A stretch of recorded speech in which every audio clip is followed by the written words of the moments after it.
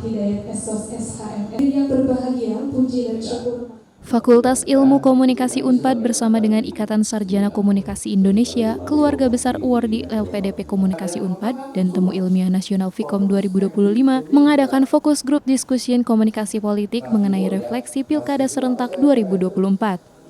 FGD ini diadakan di ruang Umi Abdurrahman Fikom Unpad pada Senin 17 Februari. FGD dihadiri oleh mahasiswa dan dosen undangan dari berbagai fakultas dan universitas. Latar belakang FGD ini adalah keresahan dari para praktisi akademi komunikasi politik yang melihat bagaimana Pilkada 2024 berlangsung.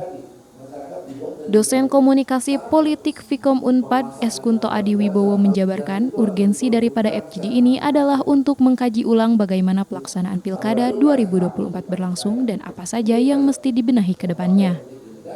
Refleksi Mbak, bahwa kita di kampus mungkin agak berjarak ya dengan apa yang terjadi di lapangan, terutama pilkada. Nah, kita ingin apa yang terjadi di lapangan itu, apalagi banyak dari teman-teman mahasiswa S3, bahkan dosen-dosen yang juga aktif menjadi konsultan atau mensurvei atau kemudian meneliti pilkada ini. Jadi menarik untuk melihat sebenarnya apa saja yang selama ini terserak, yang belum kemudian kita kumpulkan, nah ini kita kumpulkan. Itu yang pertama. Yang kedua, urgensi selanjutnya adalah bagaimana tren penggunaan komunikasi politik dalam pilkada. Apakah memang efektif atau justru enggak gitu. Kita ingin tahu apakah seberapa besar sih kontribusi komunikasi politik dalam pemenangan kandidat-kandidat di pilkada.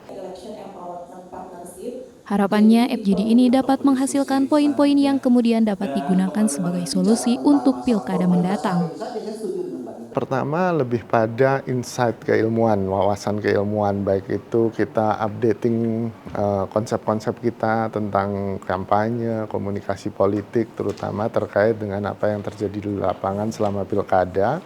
Lalu kedua, kita juga ingin punya rekomendasi praktis terhadap sebenarnya komunikasi politik yang gimana sih yang efektif gitu kan, untuk kemudian event pilkada berikutnya atau pemilu gitu. Dan yang terakhir ya mungkin rekomendasi terkait dengan bagaimana sebenarnya meminimalisir money politik dan yang pada akhirnya tidak mengkebiri hak warga di daerah untuk memilih langsung pemimpinnya. Itu yang menjadi ya tujuan kita melaksanakan ini sih Mbak.